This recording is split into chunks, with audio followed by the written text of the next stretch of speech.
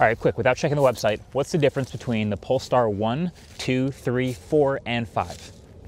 Bet you don't know off the top of your head. And that's because as good as Polestar is at things like making nice cars, they're not good at names. Just so you know, the Polestar 2 is a sedan, and then the 3 and 4 are crossovers, and then the 5 is a upcoming sedan again, and then the 6 is a concept coupe. But if there's one thing that's clear, it's the Polestar 1 is the one that started it all. The Polestar 1. The Polestar 1 definitely came first, and it is a hybrid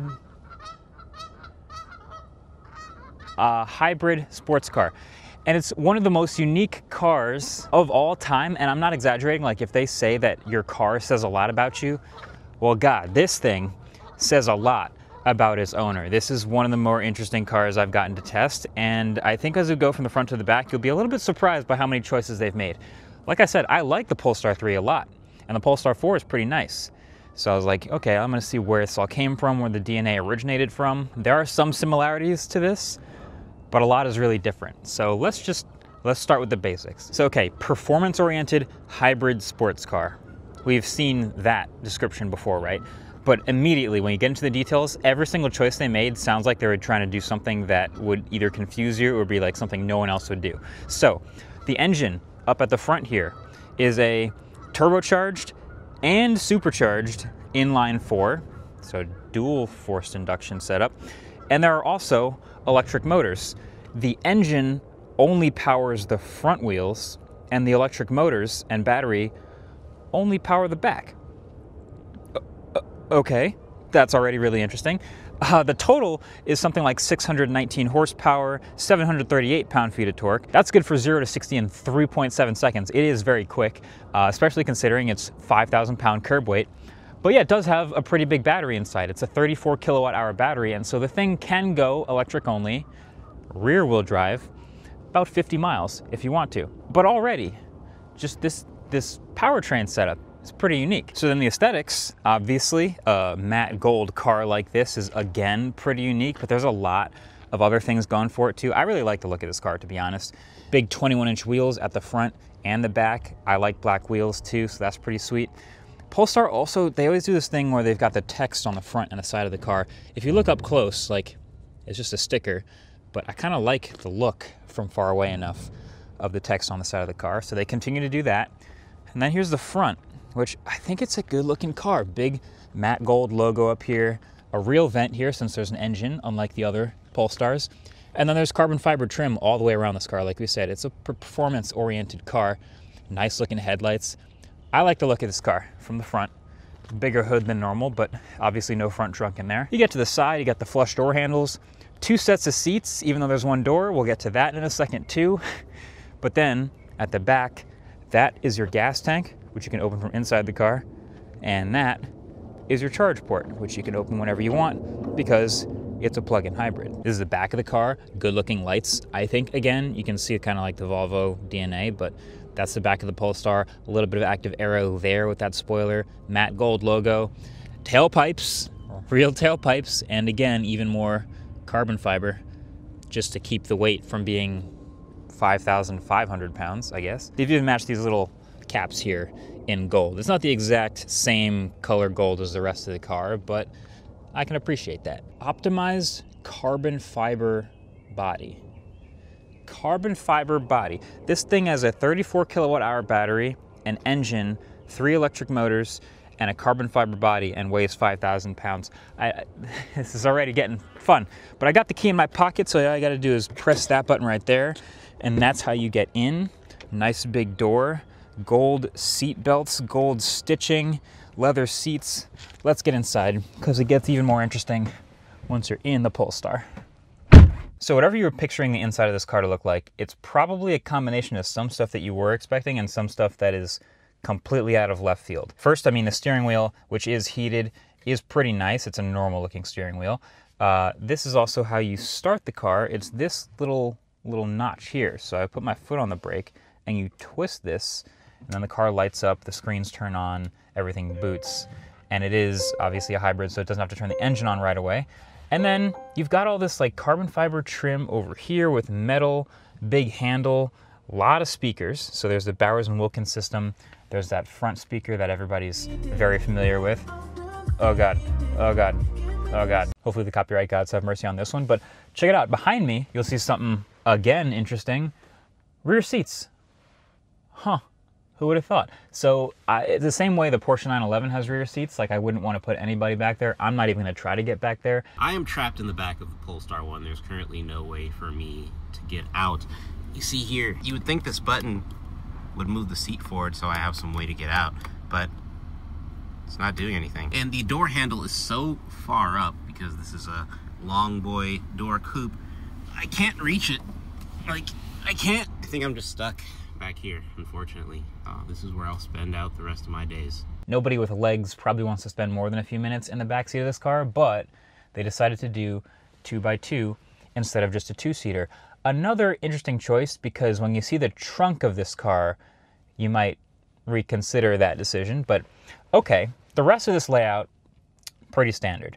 I will definitely highlight that whenever you see any car that Volvo makes with the Bowers & Wilkins speaker setup, you can pretty much guarantee it's going to sound amazing. This is like an A tier, not quite S tier, but a really, really good speaker system, and there's lots of big speakers all around this car, so that doesn't surprise me. And then you get to the middle, and again, okay, so you got your hazards, you got some physical controls, and then the gear selector, another crazy one. I'll get to that in a second. Cup holders you can cover, your drive mode selector, and then you can fit one phone in here if you want, and a spot for the key. That's about it for the center storage.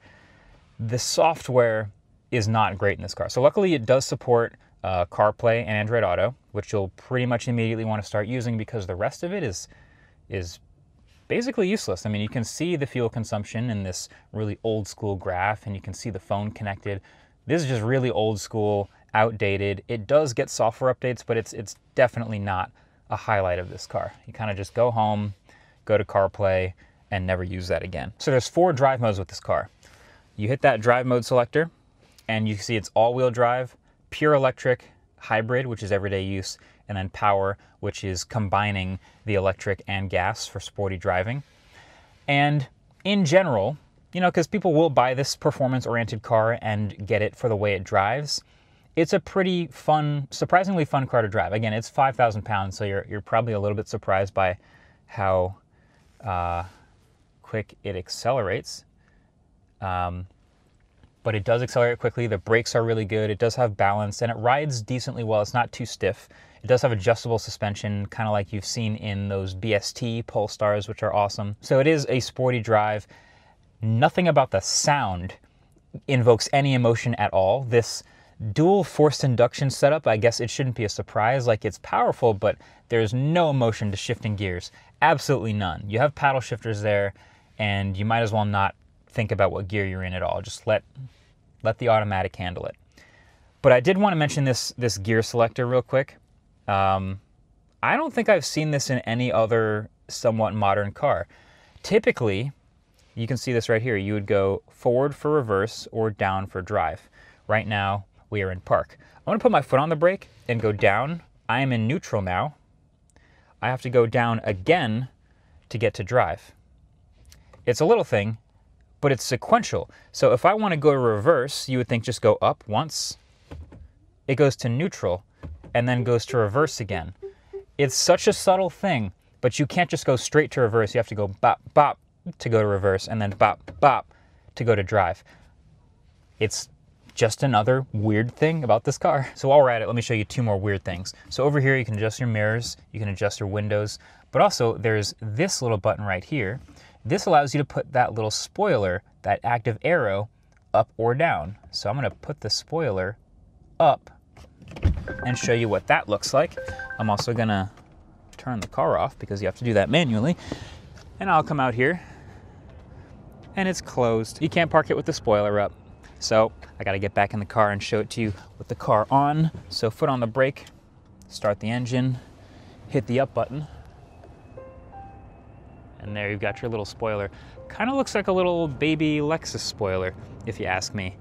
And then you got to see a little bit of the electronics underneath it. That's what it looks like up. If you want that spoiler up, that's all you get. And then the one more unique thing I got to show you is the trunk, because like I said, this is a 2x2 setup, right? So there's a whole bunch of space right there for your rear passengers. And so you get to the back, and super unique, really cool setup where you can see a lot of the electronics connecting with these orange cables. But then that's the whole trunk. So that's, you know, maybe enough room for some groceries. Definitely not gonna fit golf clubs in there. You could fit maybe 1.5 suitcases or some duffel bags for a road trip. You've got your charging cables right here. And then you also, of course, always have enough room for the sponsor of this video, Denvix. So this is their 2nd generation Motor X tire inflator. Everyone should carry a tire inflator in their car just in case they ever need it. If you don't have a compressor built into your car, this is one of those things that's a lifesaver, so I carry one all the time. And of course, you're gonna wanna opt for one that's really quick and actually easy to use. And this new Motor X can inflate a standard car tire from 0 to 36 PSI in just 4 to 5 minutes. So it's just as fast as some of the other larger inflators out there, which is awesome. You've also got a 15,000 milliamp hour battery capacity, which means you can inflate 6 to 7 tires on a single charge. And because of that capacity, this thing also doubles as a power bank. So let me just show you here. USB ports, USB-C and USB-A, fast charge stuff in an emergency. That's super useful, so why not have one of these in your car? I think this is also 65 watts two-way fast charging compared to the 45 watts of the last generation. And it's also TUV certified, so it's handy if you need to charge up like a MacBook or something. And then lastly, if you're at the side of the road at night, you've got this light at the bottom, multifunction light, so you can have it bright, you can have it blinking, you can have it red or yellow flashing for emergencies to put it on the side of the road while you're changing that tire. Super useful. So if you want to check this thing out, you can get 30 bucks off if you buy it from Denvix's website, or you can get it off Amazon. Check it out at the link in the description. And thanks again to Denvix for sponsoring this video. But yeah, again, another baffling choice. If you wanted space, you pick a different one, because this one's going to go small trunk, large rear seats. Also, there's some more speakers. Those things sound amazing. So in general, this has a highlight of being actually technically one of the most efficient, performance-oriented cars I've driven. You get great mileage. You can actually go 40, 50, 60 miles on EV only, which is nice. And I do think it has the aesthetic highlight. This is a really good looking car, in my opinion. But from there, yeah, basically every single thing they've chosen to do is curious. It's like they wanted to do something no one else would do. Now, some of that may appeal to you. Some of that may be why you like this car over other cars. But I should tell you, it's also $160,000. So for all that money, you could get a lot more car. If you just want a great track car, you could get a Corvette C8 Z06. You could get a 911. You could get a lot of car. If you just want a great street car, you could get an M8 Competition for that money. You can get a Model S Plaid and a Model 3 Performance. Like, there's a lot of car you could get for this money. So if you're gonna opt for this, you gotta know what you're getting yourself into, and you gotta really want that uniqueness, which, like I said, some people will want that. I do think the backwards powertrain is just a little bit weird with the engine powering the front and the electric motors at the back. I feel like they would switch that, and that would be better in every performance way, but nonetheless, this is what they've made. One of the most unique 600 horsepower cars in the world. Shout out to the geese for being extremely chill this video and not threatening me at all. They definitely didn't threaten me once while I made this video. Okay, thanks for watching. Catch you in the next one. Peace.